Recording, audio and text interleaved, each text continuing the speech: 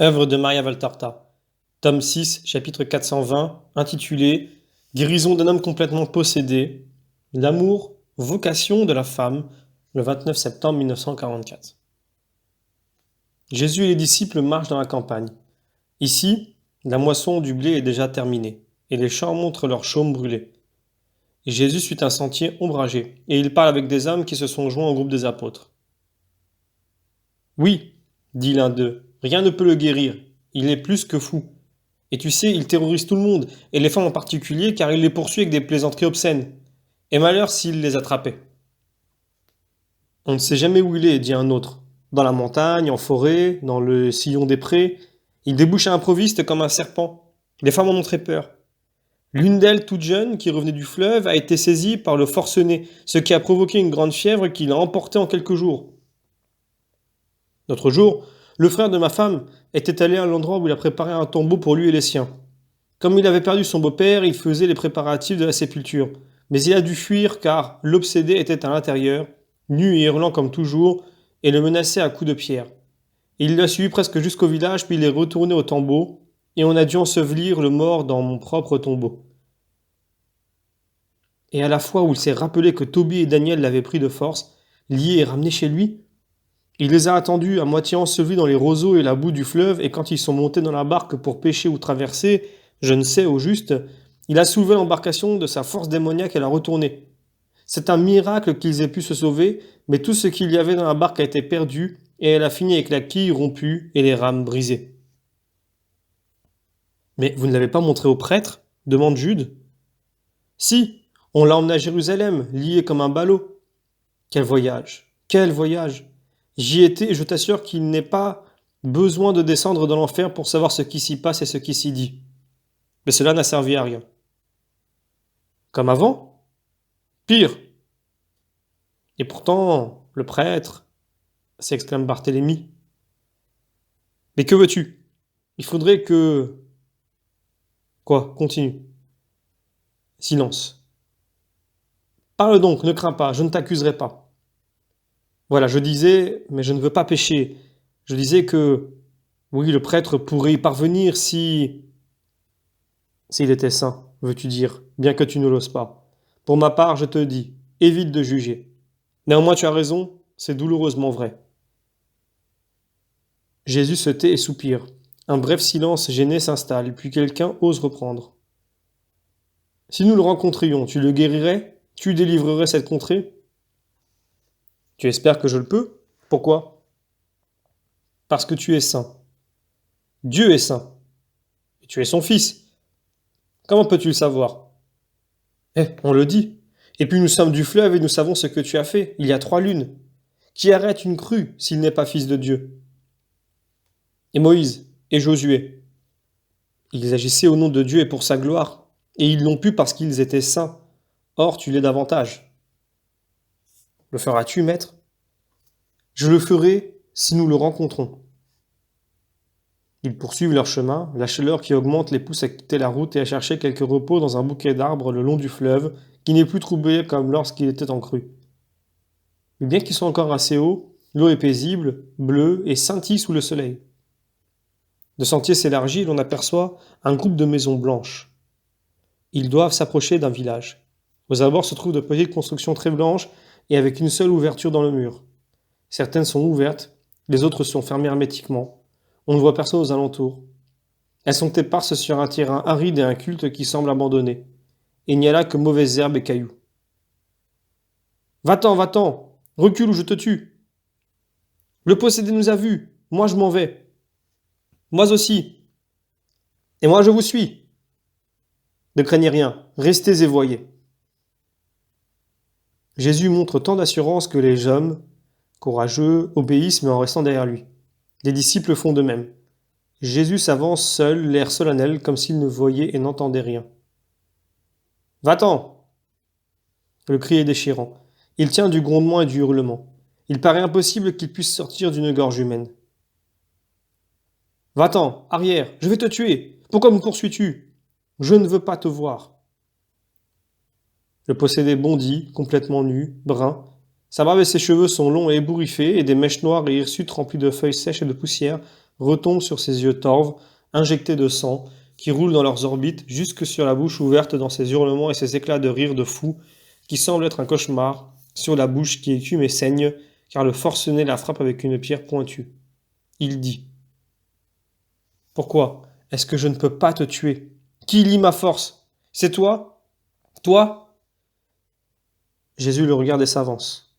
Le fou se roule sur le sol, il se mord, écume encore davantage, se frappe avec son caillou, se redresse, pointe son index vers Jésus qu'il examine d'un air bouleversé. Il lance.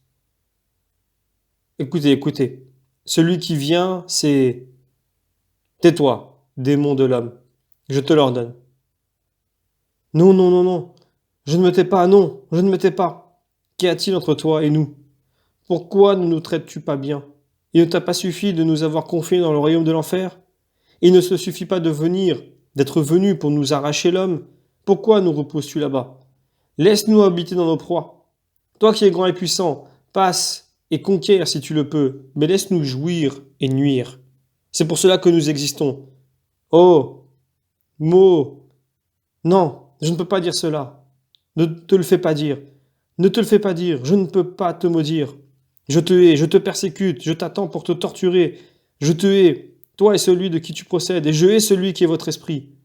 L'amour, je l'ai, moi qui suis la haine. Je veux te maudire, je veux te tuer. Mais je ne peux pas. Je ne peux pas. Je ne peux pas encore. Mais je t'attends, ô Christ, je t'attends. Je te verrai mort. Ah, quelle heure de joie! Non, pas de joie. Toi mort? Non, pas mort. Moi je serai vaincu. Vaincu, toujours vaincu. Ah! Le paroxysme est atteint. Jésus s'avance vers le possédé en le tenant sur le rayonnement de ses yeux magnétiques. Il est tout seul maintenant. Tous sont restés en arrière, le peuple derrière les apôtres, et ceux-ci à une trentaine de mètres au moins de Jésus. Attirés par les cris, des habitants du village, qui paraît très peuplé et riche, me semble-t-il, sont sortis pour regarder la scène, aussi prêts à s'enfuir que l'autre groupe. Voici la disposition des lieux. Au centre, le possédé et Jésus à quelques mètres désormais l'un de l'autre. À gauche, derrière Jésus, les apôtres, les gens du peuple. À droite, les citadins, derrière le possédé. Jésus, après lui avoir ordonné de se taire, n'a plus rien dit. Il le fixe seulement des yeux. Puis il s'arrête et lève les bras, les tend vers le possédé et s'apprête à parler. Les hurlements deviennent vraiment infernaux. L'homme se contorsionne, saute à droite, à gauche, en l'air. Il semble vouloir s'enfuir ou se précipiter, mais il ne le peut pas. Il est cloué sur place et en dehors de son continuel tortillement. Aucun mouvement ne lui est permis. Quand Jésus lève les bras, des mains tendues comme s'il faisait un serment, le fou crie plus fort et après avoir fait tant d'imprécations, rit et blasphémé, il se met à pleurer et à supplier. « Pas en enfer, non, pas en enfer, ne m'y envoie pas. Même ici, dans cette prison d'hommes, ma vie est horrible car je voudrais parcourir le monde et mettre en pièces tes créatures. Mais là-bas, non, non, laisse-moi dehors. » Sors de lui, je te le commande. Non! Sors! Non! Sors! Non! Au nom du Dieu vrai, sors! Oh, pourquoi es-tu victorieux de moi? Mais je ne sors pas, non! Tu es le Christ, le Fils de Dieu, mais moi je suis... Qui es-tu? Je suis Belzébuth, le maître du monde, et je ne me soumets pas. Je te défie, ô Christ! Le possédé s'immobilise tout à coup, raide, presque hiératique, et il fixe Jésus de ses yeux phosphorescents, remuant à peine les lèvres pour prononcer des paroles inintelligibles. Les mains levées vers les épaules, les coudes pliés, il fait de légers mouvements. Jésus, lui aussi, s'est arrêté. Maintenant, les bras croisés sur la poitrine, il le fixe. Lui aussi remue à peine les lèvres, mais je n'entends pas de mots. Les spectateurs attendent, mais tous ne sont pas du même avis. Il n'y parvient pas. Si, le Christ va y arriver. Non, c'est l'autre qui a le dessus. Il est vraiment fort. Oui. Non. Jésus desserre les bras, son visage est un flamboiement impérieux, sa voix est un tonnerre. Sors, pour la dernière fois, sors, Satan. C'est moi qui commande. Ah! C'est le long hurlement d'un déchirement infini, bien plus que si on transperçait lentement l'homme d'une épée. Et puis le cri se transforme en parole. Je sors, oui, tu m'as vaincu, mais je me vengerai. Tu me chasses, mais tu as un démon à côté de toi, et j'entrerai en lui pour le posséder, en l'assaillant de tout mon pouvoir. et ce ne sera pas ton commandement qui l'arrachera à moi. En tout temps, en tout lieu, je m'engendre des fils, moi, l'auteur du vrai mal. Et comme Dieu s'est engendré de lui-même, moi, je m'engendre tout seul. Je me conçois dans le cœur de l'homme, et lui m'enfante. Il enfante un nouveau Satan qui est lui-même. J'en jubile d'avoir une pareille descendance. Toi et les hommes, vous trouverez toujours mes créatures qui sont autant d'autres moi-même. Je vais, ô Christ, prendre possession de mon nouveau royaume comme tu veux, et je te laisse cette loque maltraitée par moi. En échange de celui que je te laisse, en guise d'aumône que Satan te fait à toi, Dieu, j'en prends d'ores et déjà des milliers pour moi. Tu les trouveras quand tu seras toi-même une loque dégoûtante de chair exposée au croc des chiens. Au cours des siècles, j'en prendrai des centaines de milliers pour en faire mon instrument et ton tourment. Tu crois me vaincre en levant ton signe? Les miens l'abattront et je vaincrai. Ah non, je ne te vains pas, mais je te torture en toi et en tes disciples. On entend un fracas semblable à un coup de foudre, mais il n'y a ni lueur d'éclair, ni grondement de tonnerre, seulement un claquement sec et déchirant, et alors que le possédé gît comme mort sur le sol et y reste, un gros tronc d'arbre s'abat par terre près des disciples, comme s'il avait été sectionné environ 1 mètre du sol par une scie foudroyante. Le groupe des apôtres a juste le temps de s'arrêter, puis les gens du peuple s'enfuient de tous côtés. Jésus s'est penché sur l'homme jeté à terre et l'a pris par la main. Puis il se retourne, restant ainsi penché, la main de l'homme délivrée dans la sienne, et il dit « Venez, ne craignez rien. » Craintifs, les gens s'approchent. Il est guéri. Allez lui chercher un vêtement. Quelqu'un part en courant. L'homme revient à lui tout doucement. Il ouvre les yeux et rencontre le regard de Jésus. Il s'assied. De sa main libre, il s'essuie la sueur, le sang et la bave, rejette en arrière ses cheveux, se regarde, se rend compte qu'il est nu devant tant de gens, et il a honte de lui. Il se recroqueville sur lui-même et demande « Que s'est-il passé? Qui es-tu? Pourquoi suis-je ici nu ?»« Rien, mon ami. On va t'apporter des vêtements et tu vas rentrer chez toi. »« D'où est-ce que je viens? Et toi, d'où viens-tu » Il parle avec la voix fatiguée et blanche d'un malade. « Je viens de la mer de Galilée. »« Comment me connais-tu? Pourquoi me secours-tu? Comment t'appelles-tu » Des hommes arrivent avec une tunique qu'ils présentent au miraculé. Une pauvre vieille femme en pleurs accourt et serre l'homme guéri sur son cœur. « Mon fils !»« Maman, pourquoi m'as-tu laissé si longtemps ?» La pauvre vieille redouble de larmes, l'embrasse et le caresse. Peut-être voudrait-elle lui en dire plus, mais Jésus la domine du regard et lui inspire d'autres mots, plus affectueux. « Tu as été si malade, mon fils. Loue Dieu qui t'a guéri, et son Messie qui a agi au nom de Dieu. »« Lui ? Comment s'appelle-t-il » ? « Jésus de Galilée, mais son nom est bonté. Baise-lui les mains, mon fils. Demande-lui de te pardonner parce que tu as fait ou dit. Tu as sûrement parlé dans ta... » Jésus l'interrompt pour arrêter les paroles imprudentes. Oui, il a parlé dans sa fièvre, mais ce n'était pas lui qui parlait, et moi. Je ne suis pas sévère envers lui. Sois bon maintenant. Sois continent. Jésus appuie sur ces mots. Confus, l'homme baisse la tête. Mais ce que Jésus lui épargne va être servi par les riches citadins qui se sont maintenant approchés. Il y a parmi eux les inénarrables pharisiens. Tu as eu de la chance. Heureusement que tu l'as rencontré, lui, le maître des démons. Possédé? Moi? L'homme est terrorisé. La petite vieille s'emporte. Maudit, vous n'avez ni pitié ni respect. Vipère odieuse et cruelle que vous êtes. Et toi aussi, ministre inutile de la synagogue. En plus, vous prétendez que le saint est le maître des démons? Et qui veux-tu qui ait du pouvoir sur eux, sinon leur roi et père? Oh, sacrilège, blasphémateur. Soyez... Silence, femme. Sois heureuse avec ton fils, pas d'imprécation. Les leurs ne me causent ni chagrin, ni angoisse. Allez tous en paix. Je bénis les bons. Allons, mes amis. Puis-je te suivre? C'est l'homme guéri qui parle. Non, reste. Porte-moi témoignage et sois la joie de ta mère. Va! Et au milieu des acclamations et des murmures méprisants, Jésus traverse en partie la petite ville, puis rentre à l'ombre des arbres le long du fleuve. Les apôtres se pressent autour de lui. Pierre demande. Pourquoi, maître, l'esprit immonde a-t-il fait tant de résistance? Parce que c'était un esprit complet. Qu'est-ce que cela veut dire? Écoutez-moi. Il en est qui se donne à Satan en ouvrant une porte à un vice principal.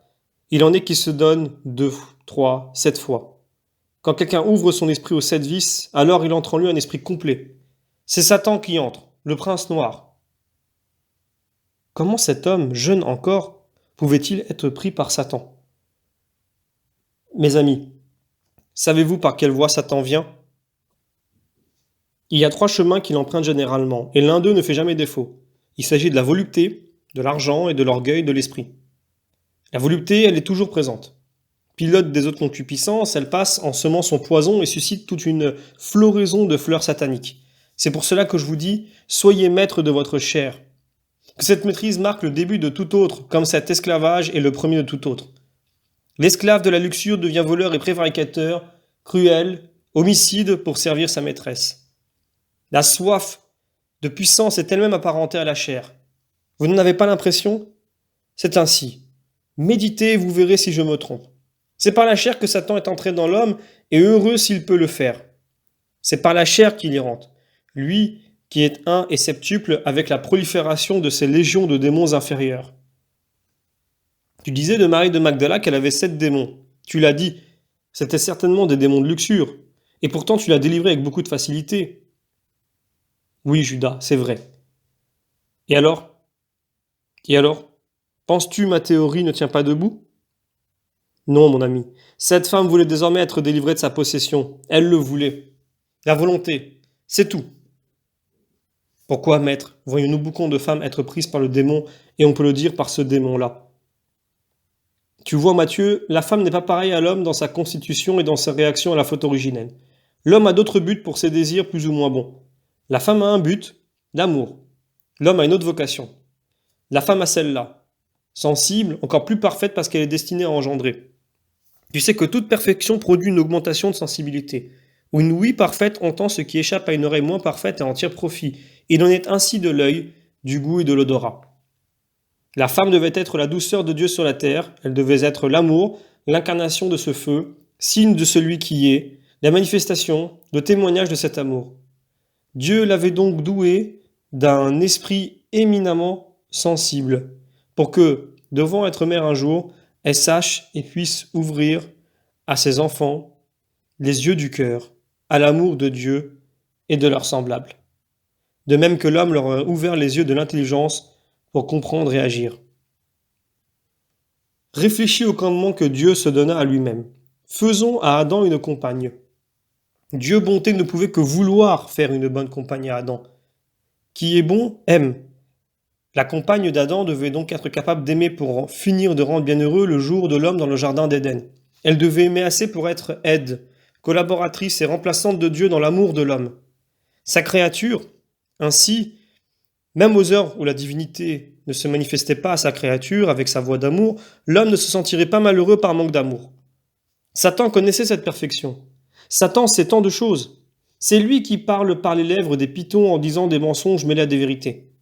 Comme il est mensonge, il déteste ces vérités, mais il les dit uniquement, retenez bien cela, vous tous et vous qui viendrez plus tard, pour vous séduire par l'illusion que ce ne sont pas les ténèbres qui parlent, mais la lumière. Satan, qui est rusé, sournois et cruel, s'est insinué dans cette perfection. Il y a mordu et a laissé son poison. La perfection de la femme en amour est ainsi devenue pour Satan un instrument pour dominer la femme et l'homme et propager le mal. Mais nos mères alors? Jean, tu crains pour elles? Toutes les femmes ne sont pas des instruments de Satan. Parfaites dans le sentiment, elles sont toujours excessives dans l'action. Anges si elles veulent appartenir à Dieu, démons si elles veulent appartenir à Satan. Les femmes saintes, et ta mère et de celles-là, veulent appartenir à Dieu, et elles sont des anges. La punition de la femme ne te semble-t-elle pas injuste, maître? L'homme aussi a péché. Et la récompense alors? Il est dit que c'est par la femme que le bien reviendra dans le monde, et que Satan sera vaincu. Pour commencer, ne jugez jamais les œuvres de Dieu, mais pensez que, comme c'est par la femme que le mal est entré, il est juste que ce soit par la femme que le bien vienne dans le monde. Il s'agit d'effacer une page écrite par Satan, et ce seront les larmes d'une femme qui le feront. Et puisque Satan poussera éternellement ses cris, une voix de femme chantera pour les couvrir. Quand? En vérité, je vous dis que sa voix est déjà descendue des cieux où elle chantait éternellement Alléluia. Elle sera plus grande que Judith, plus grande que toute autre femme. Que fera-t-elle? Que fera-t-elle donc? Elle renversera Ève et son triple péché. Par son obéissance absolue, sa pureté absolue, son humilité absolue, elle se dressera, reine et victorieuse. Mais n'est-ce pas ta mère, Jésus, qui est la plus grande puisqu'elle t'a engendré? Grand est celui qui fait la volonté de Dieu. C'est pour cela que Marie est grande. Tout autre mérite vient de Dieu, mais celui-là lui est entièrement personnel. Qu'elle en soit bénie. Et tout prend fin. Jésus dit, « Tu as vu un possédé de Satan. Il y a beaucoup de réponses dans mes paroles, moins pour toi que pour les autres. Serviront-elles? Non. Elles ne serviront pas à ceux qui en ont le plus besoin. Repose dans ma paix. » Fin du chapitre.